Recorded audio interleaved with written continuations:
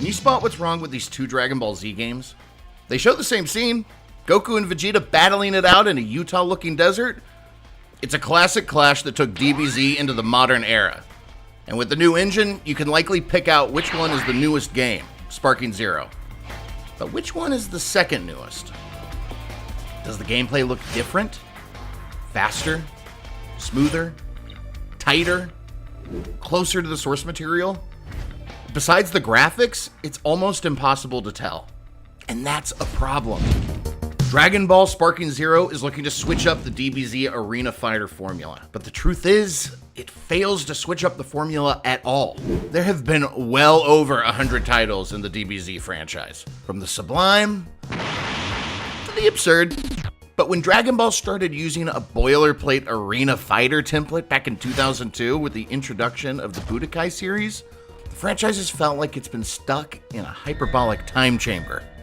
With over 20 different DBZ Arena Fighters released in the past 20 years, Sparking Zero promises to be more of an exercise in nostalgia than an actual competitive fighting game. But she's got a new hat. Dragon Ball fans deserve better.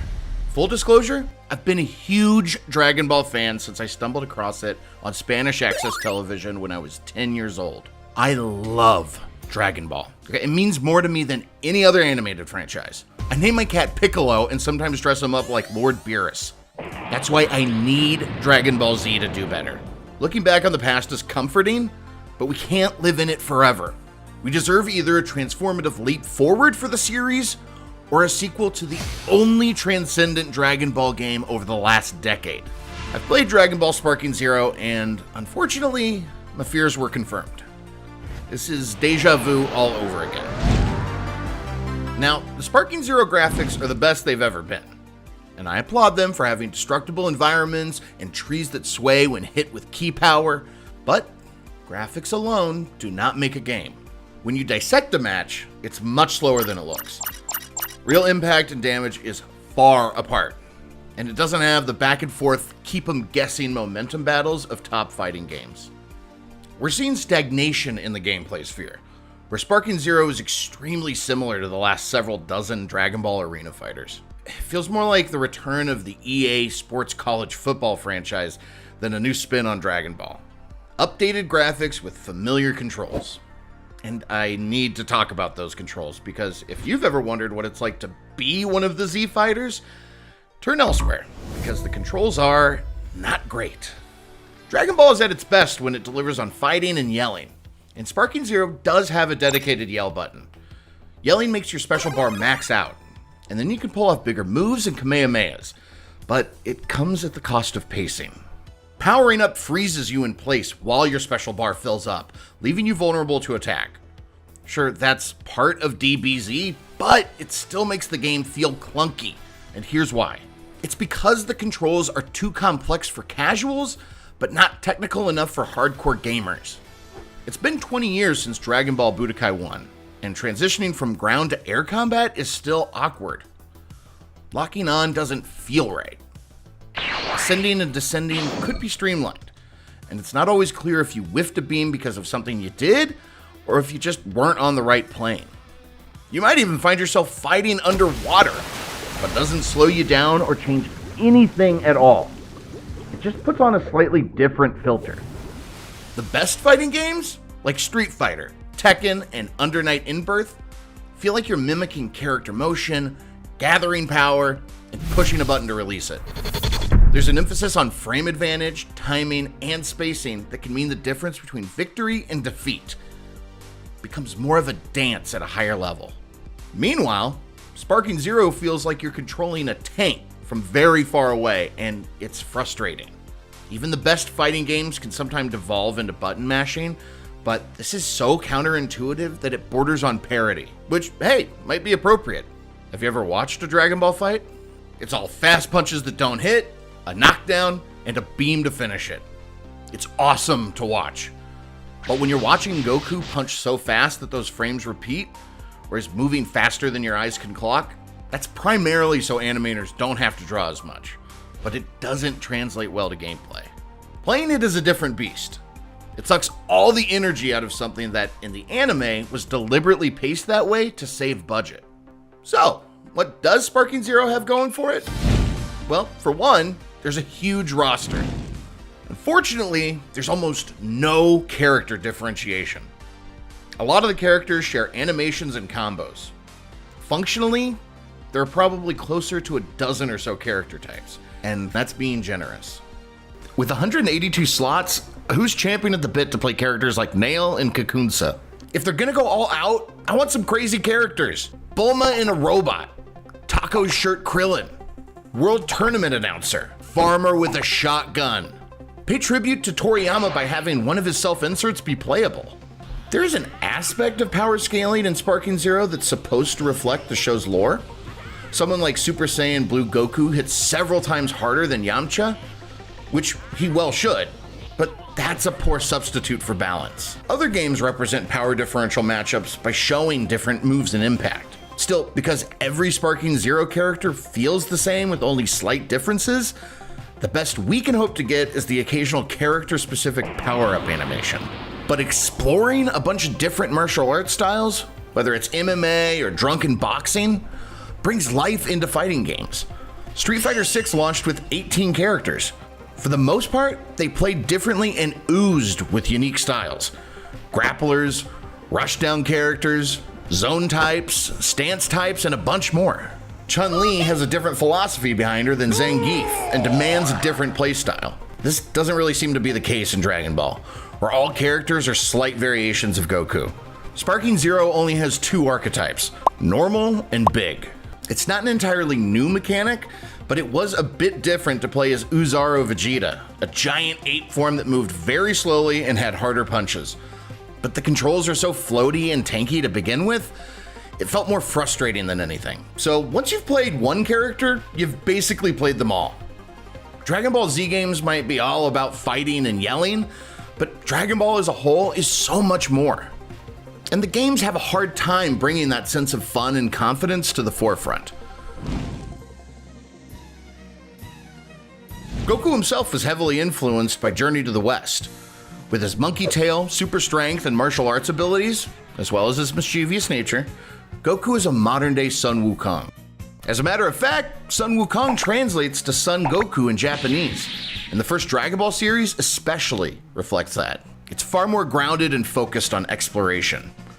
There are moments along the way that would be perfect for a new game. For all the talking cats and horny sidekicks Goku might come across, there's a sense of world building that's missing when it's conveyed solely through punching. The anime hinges on big moments and relationships, like escaping the Red Ribbon Army with Bulma, or meeting Yamcha for the first time, or just how many bonds were formed during the first World Martial Arts Tournament. This game strips out all the context for these deep, meaningful friendships that the Z family is built on. I don't fault Sparking Zero for being one thing, or turning it into a gameplay type, but Dragon Ball is many things. You might think, well, Sparking Zero has a dedicated story mode, but at this point we've seen it. Dragon Ball games tread the same ground until it's paved over. The Game Boy games, Legacy of Goku, retold the Z story, but had Goku punching wolves. Kakarot retold the Z story in its entirety. Xenoverse retold the story with some what-if and time travel elements, and included a somewhat lacking create a character. Sparking Zero also has a story mode, but it'll be thin, because we've seen it before. Where are the well-thought-out stories that challenge the player's perceptions rather than regurgitate it? Heck, where's the story of Dragon Ball pre-Z? How far will we get in the manga? Will we get manga-only characters like Moro? Why not play through some of the less loved but still incredible movies like Super Android 13? Or have Janemba's Hell as a stage? What about a baseball mode?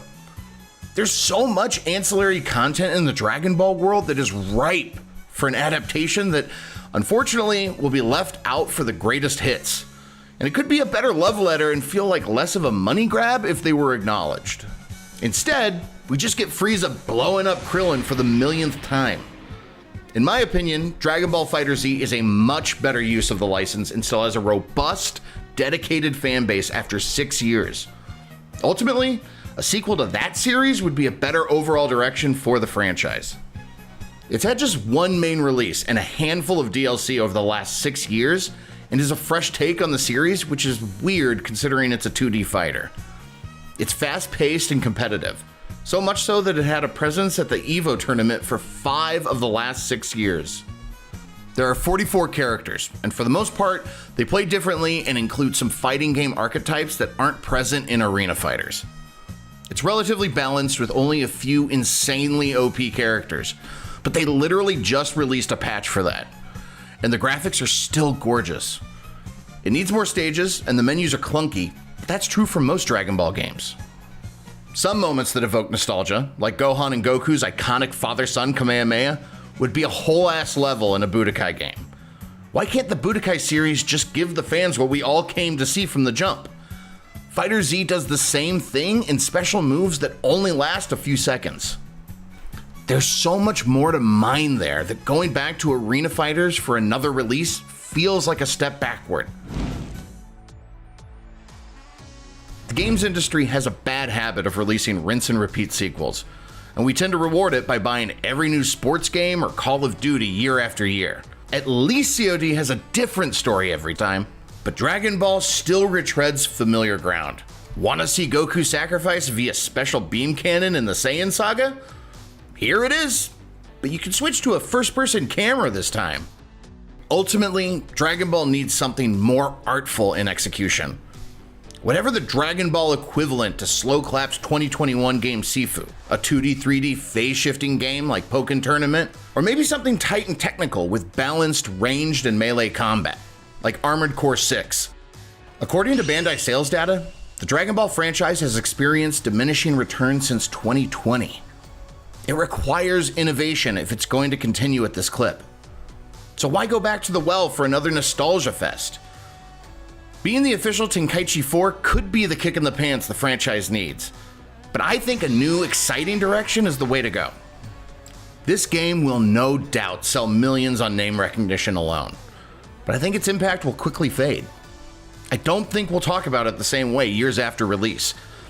I hope I'm proven wrong though. A lot of people look back fondly and call Tenkaichi 3 a high watermark, and they deserve to be happy too. One of my friends is really excited about this game and couldn't give a flying nimbus about the game style being played out. I hope DBZ Sparking Zero is more than the same thing in prettier packaging. I hope it outdoes itself and is more fun than I got from the matches I played. Maybe it'll exceed expectations, but mine are very tempered. In the meantime, I'll be hoping for a better use of the license. Just saying.